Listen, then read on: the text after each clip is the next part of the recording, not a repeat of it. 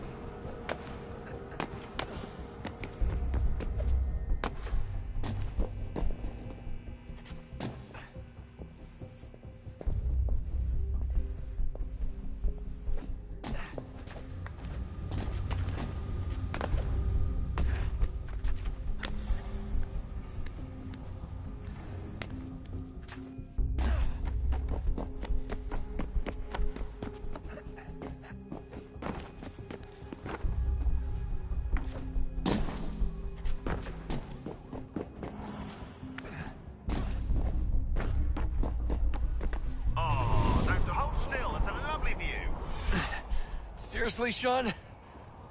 Fuck you.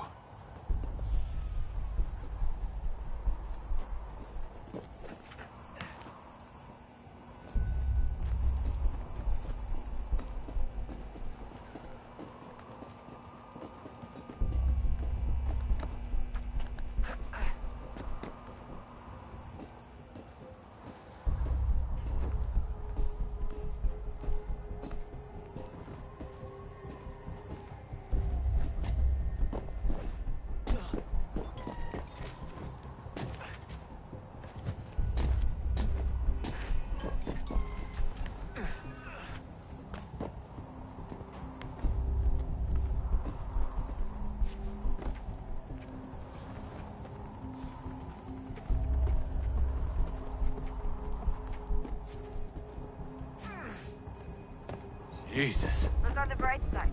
No security to worry about. And on the not so bright side, the slightest misstep means you're effectively paced. Shut up, Sean.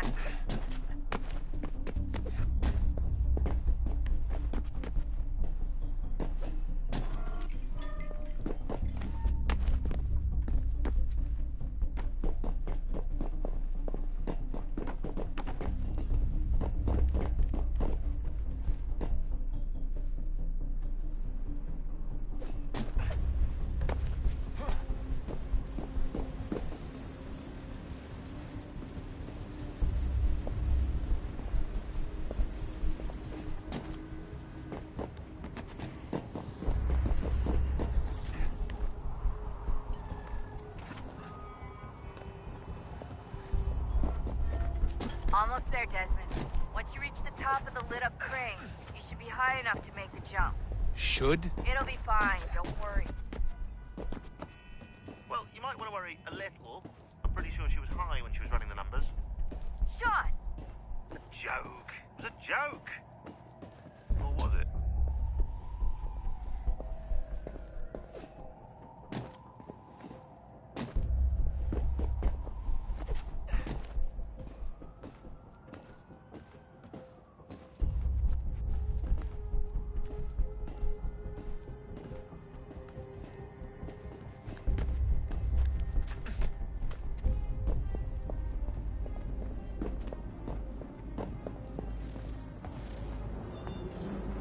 Jump when you're ready, but wait for my signal to open the chute. Timing's really important here. Too soon or too late, and you'll miss the building.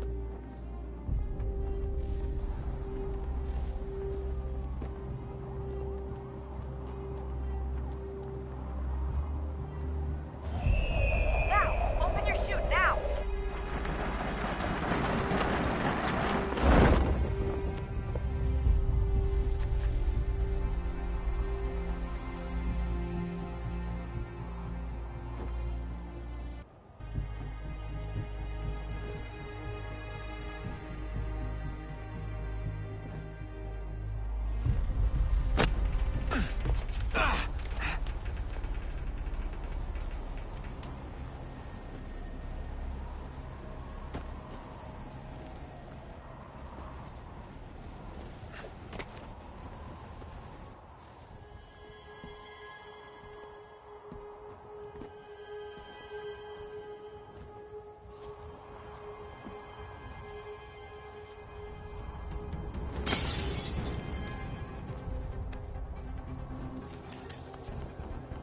That wasn't so bad. So, you must be Desmond. Not exactly what I expected, but I guess your kind doesn't have many options these days. Who are you? Ask your father. Now give me that. I don't think so. Look, I'm not supposed to kill you, but the boss man didn't say anything about fucking you up. So you got to the counter.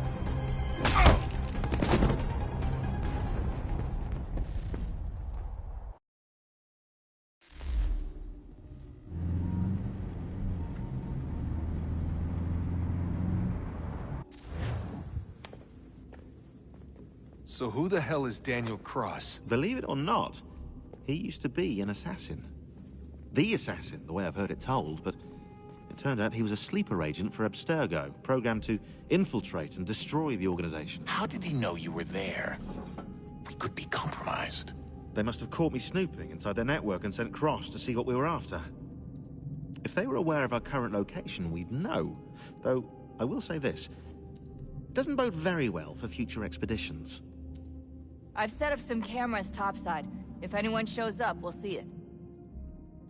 I'd suggest you go see about finding a socket for that power source. Or we can return to Connor if you prefer. All the artifacts in the world won't mean a thing without the key.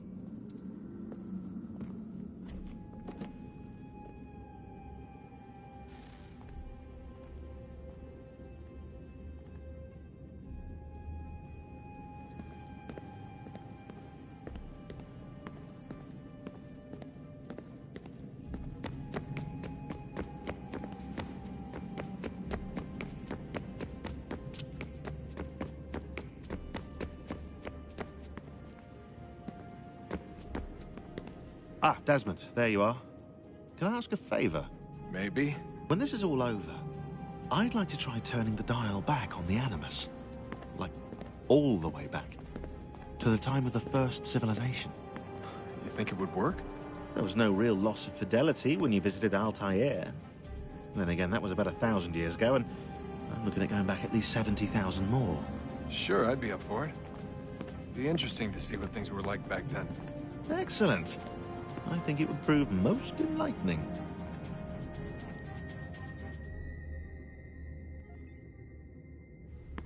So this is how it started. What are you up to? Just brushing up on my American history. Well, I say history. They certainly teach you strange things in the States. Like what? Well, for all the talk of this being a revolutionary war, it was a civil one. Well, not that kind of civil. I mean, there was no America versus Britain. It was Brit on Brit action. And you can clearly see how the whole thing got started. One war gave birth to the other. You mean the 7 Years' War? Exactly. Seems the Crown overspent in its attempt to keep the French out, wound up with a great deal of debt. Believing that the colonists should help to shoulder the burden, new taxes were created. It was a reasonable request, even if Parliament was rather, well, undiplomatic about it.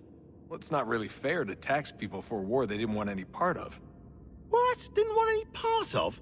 Did you not notice George Washington with Edward Braddock? He was right there in the middle of it. So here you have the Crown spending who knows how much money to secure a place for the colonists to thrive, and then, when they ask for a little bit of help... Right, look, think of it this way. King George and the colonists, they all go out to dinner, right? And when the bill comes, George asks for them to kick in and pay their share. Fair enough. But keep in mind, he's been taking them out to dinner gratis for decades now. But the colonists, oh no, they insist they only had a glass of water and a side salad. Never mind the table's full of half-eaten food and empty bottles of wine. Now, when the king points this out, what do the colonists do? Oh, they flip the table over and they storm out the restaurant. Probably intending to return later and burn it down. You left out the part where the king pointed a gun at the colonists and asked them to cover dinner for everyone in the restaurant. Right, yeah, interesting take. If he pulled out a gun, and I'm not sure he did, it would only have been after the 100th failed attempt at getting them to pay their fair share. But how do you define someone's fair share? Oh, well, with a war, apparently. I wonder how many other places like this exist. There are dozens of them, all over the world. And somehow no one's ever found one before us. I don't think that's true. Oh? When I was at Abstergo, Vidic talked about silencing discoveries made by non-Templars. And I'm sure Abstergo has dug up plenty. The things they must know. Regretting throwing in with us? No. Just looking forward to when we can finally trounce those bastards so I can dive into their archives.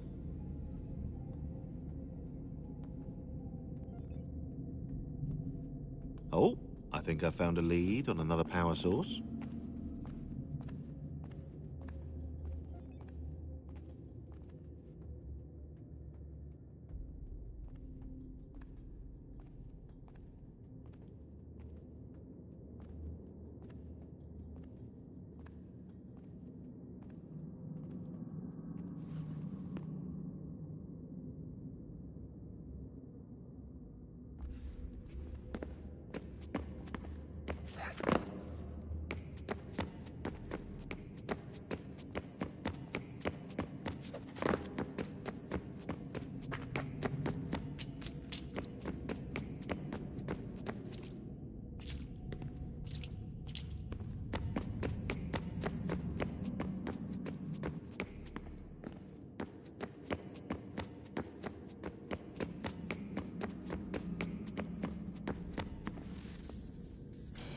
Good luck, Desmond. These are troubled times. The already uneasy alliance between the Crown and its subjects frays. And behind them both the Templars plot, pulling strings and moving pieces. History dictates they seek order through control. But how will they affect it here? Who supports them? And what conspiracies have they already spun? All these things I must determine. For only by knowing my enemy can I hope to stop them. Connor! Spare a moment. Of course. Have a look. What is it? A Xingbao, or rope dart if you prefer. One of the many plans given to us by Shao Yun to... Sorry. We'll have to work on this.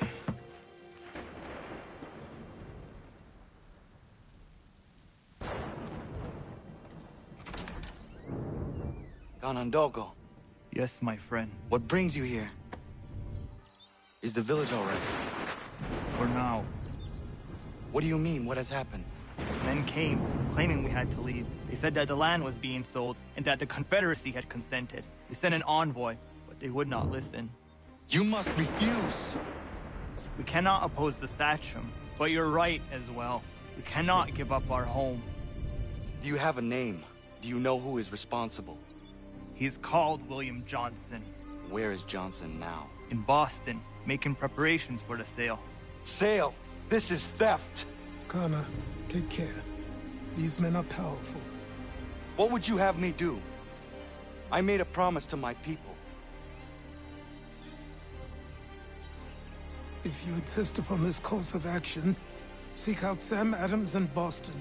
He'll be able to help.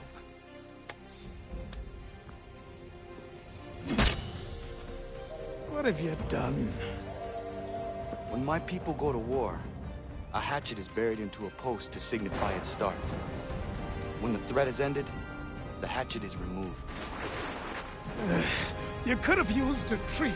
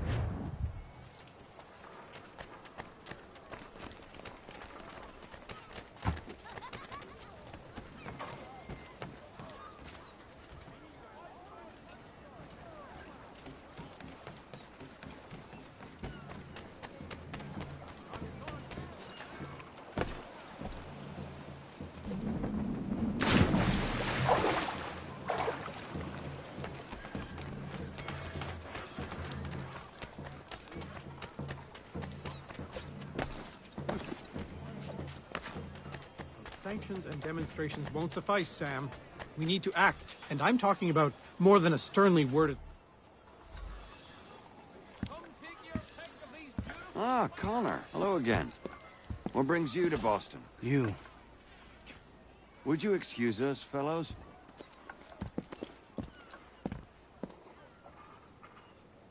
Thank you. That conversation was about to turn unpleasant. Now, what can I do for you? I was hoping you could help me locate William Johnson. Of course. I'm headed to a meeting with some men who should be able to help. Why don't you come along?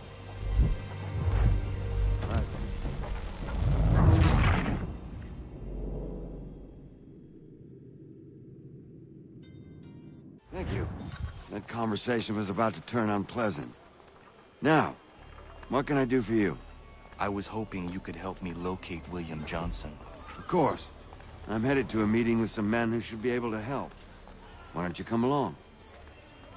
It's good to see the people finally taking a stand against injustice. Says the man who owns a slave. Ooh, sorry? I practice what I preach, my friend. She's not a slave, but a freed woman, at least on paper. Men's minds are not so easily turned. It's a tragedy that for all our progress, still we cling to such barbarism. Then speak out against it. We must focus first on defending our rights. When this is done, we'll have the luxury of addressing these other matters. You speak as though your condition is equal to that of the slaves. It is not. Tell that to my neighbor who was compelled to quarter British troops, or to my friend whose store was closed because he displeased the Crown. The people here are no freer than Surrey. You offer excuses instead of solutions. All people should be equal, and not in turns. It's in turns, or not at all. We must compromise, Connor. Hey! It's my home, no matter what you thieves called taxmen say! If there comes in Parliament who want to take my property, you tell them to sail across the pond and take it themselves! It's not open for discussion now. Open this door or these men will break it down. Ah! Ah, bollocks! We're coming in! I trust the mounting evidence is proof enough, Connor. Continue on. I shall meet you at our destination.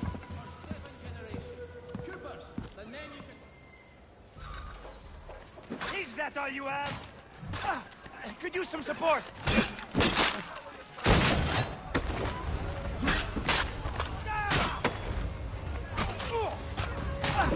Could use some support!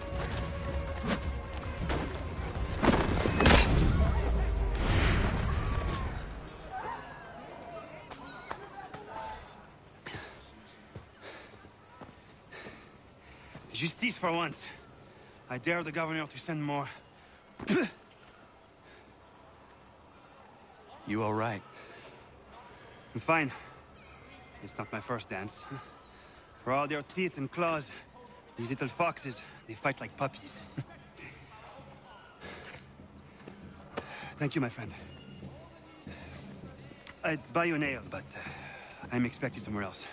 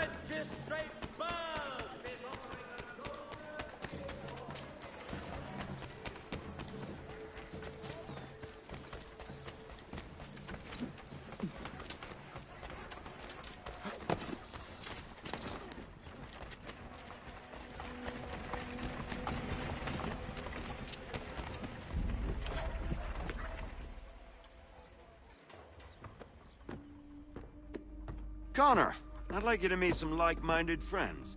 The owner of this fine establishment, William Molyneux, and the manager and chef of his newest venture, Stéphane Chaffeau. Ah, Connor and I just had a ball with some redcoats enforcing some taxmen outside my home. The collectors grow bolder and more forceful. Something we must address, Samuel. Then let us raise a banner. Something to let the people know that they are not alone. The docks are an angry place of late. Protesters picketing the latest shipments of British tea. The eyes of the city are upon that stage. A Bostonian without his tea is a dangerous beast. William Johnson is smuggling the tea off the ships. One of his men tried to sell me this. A sample of what I refused. But it's from those ships. No mistaking the stamp. He's charging a king's ransom. Must be he's making a mint off those who buy it. Where is he now? I've never met the man. May I ask why you seek him, Connor? He intends to purchase the land upon which my village stands, without the consent of my people. No doubt the revenue from his little smuggling endeavor is financing the acquisition. A tax enforced on tea grants a boon to smugglers. I'll wager the same men who levy the taxes are selling the tea. A stage requires a spectacle, and I may know the play.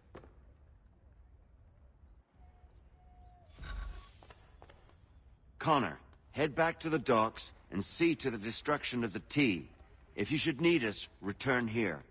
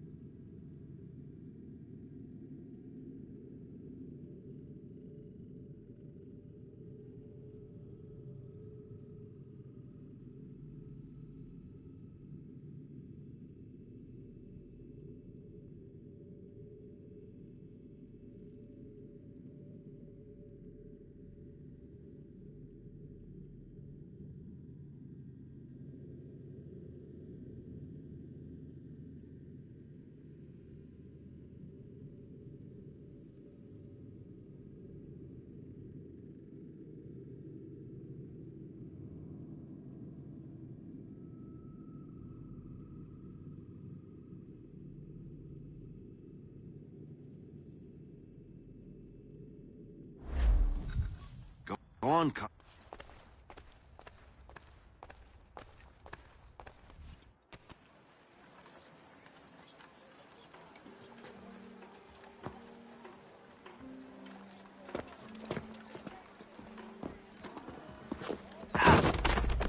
Pardon me. Oh, come on, mate.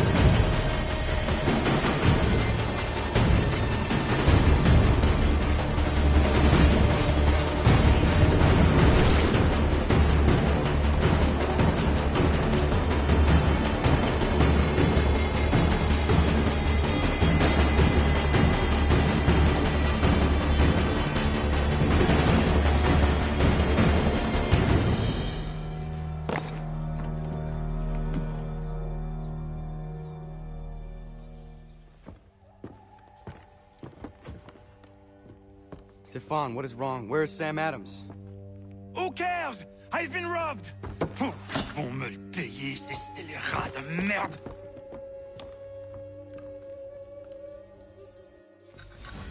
Where are you going? To get back what's rightfully mine.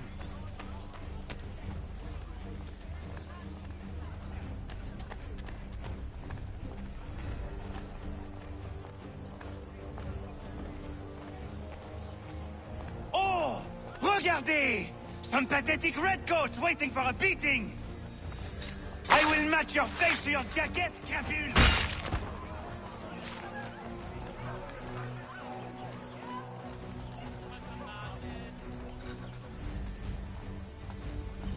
Ces coquins me prennent mon père au Canada et voilà qu'ils me ravissent ma propriété ici.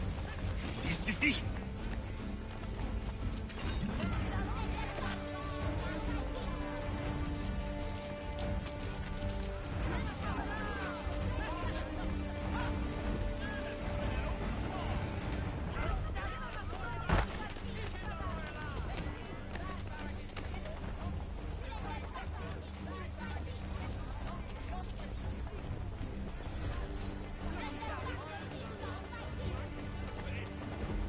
English! We are not the king's men! We are free!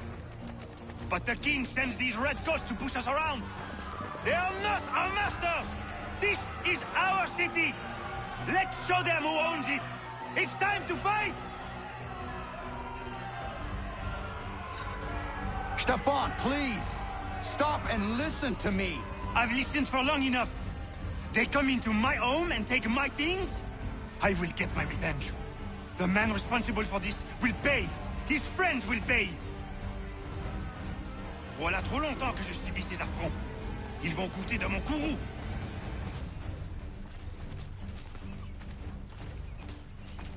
You looking for a fight, Englishman? I'll give you what you want.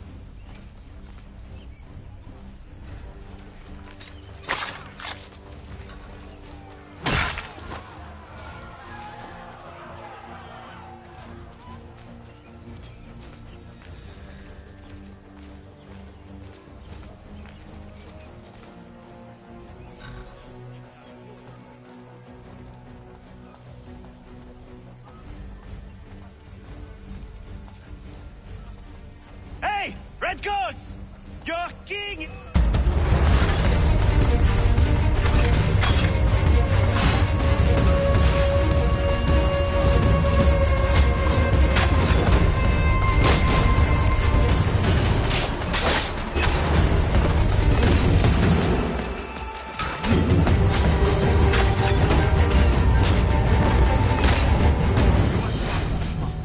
Ils me volent ma maison. Ils m'obligent à fuir mon pays.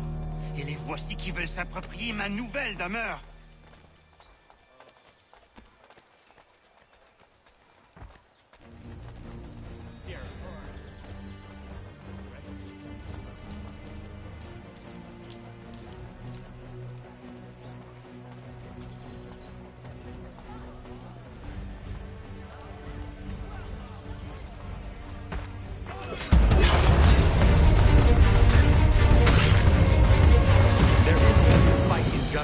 But this is not it.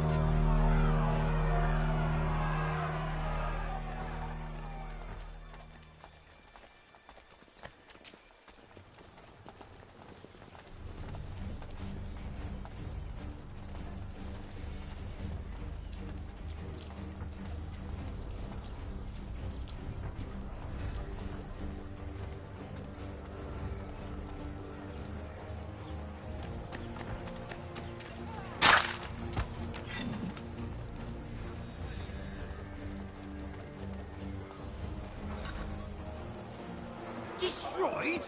You stupid mongrel! I suppose you want me to tell Johnson his tea just spontaneously combusted? Nonsense. Someone's responsible for this, and you will find out who. And if you can't, I'll gut you and find a smarter mongrel who can. What do we do? Create a window.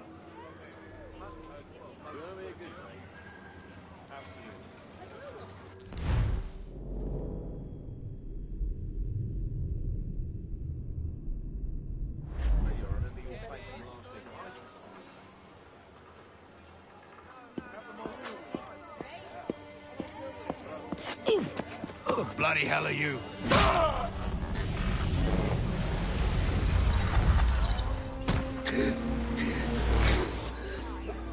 Why? You have no right to rob people blind. By decree of the British Parliament or not. British Parliament? I worked for William Johnson. Johnson. End his suffering cleanly. Please.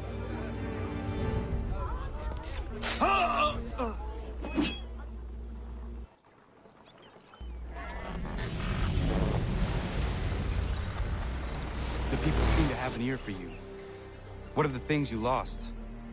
The people listen to me only because I spoke the truth loud enough, which is worth 1,000 times the content of my footlocker. The English, they can keep my things. You did well tonight. I said I'd buy you an ale when you first helped me. In place of drink, I offer you my allegiance. For what it's worth. Your aid is welcome, and I am grateful. Now, I need to find Sam Adams.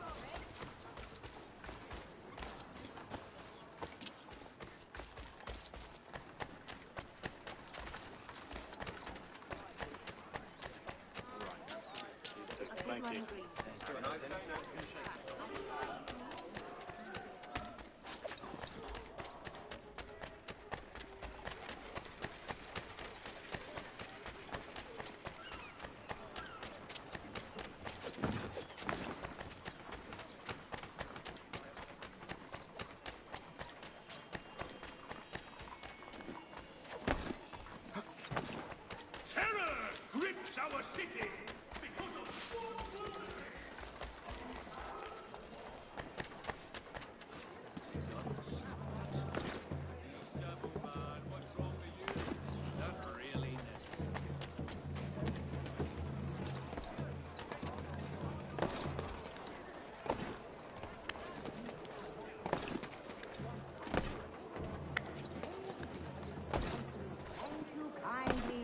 king.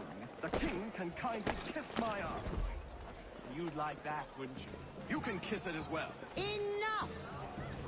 What hope have we of resisting if we're arguing amongst ourselves? If Adams keeps giving me speeches, he's apt to end up in stall.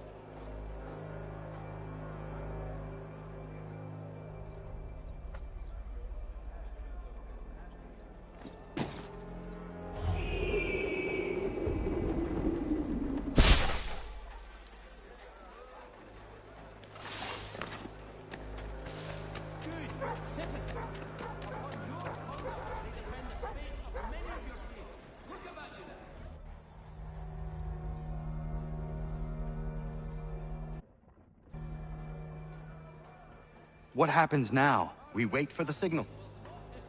What signal? This meeting can do nothing further to save the country. That one.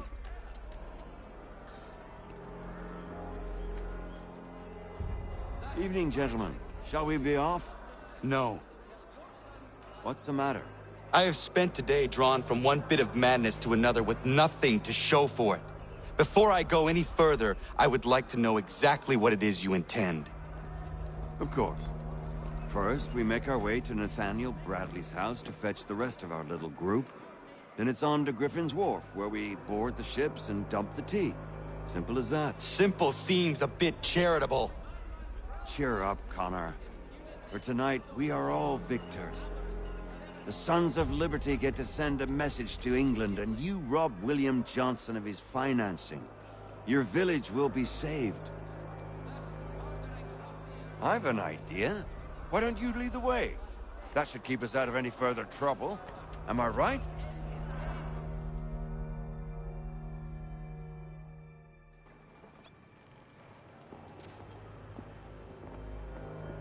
Damn it, more guards. We need to turn the crowd's anger to our advantage. Say the word, Connor, and I will make it so.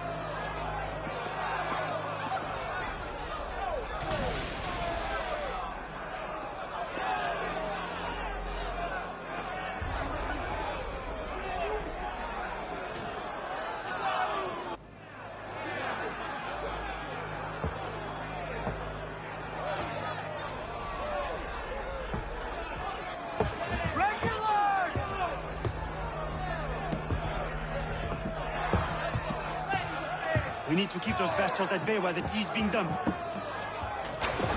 Let me help. I'm yours to command.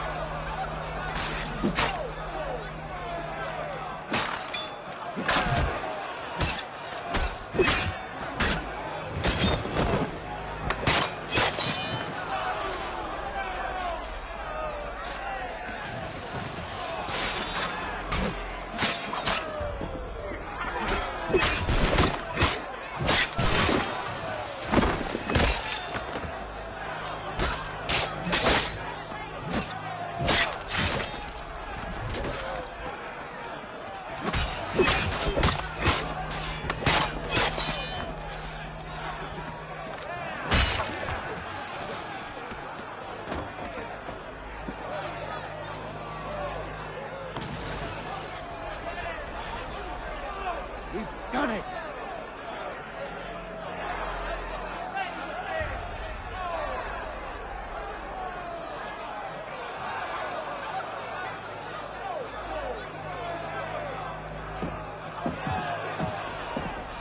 Gunner? We saved the last one for you.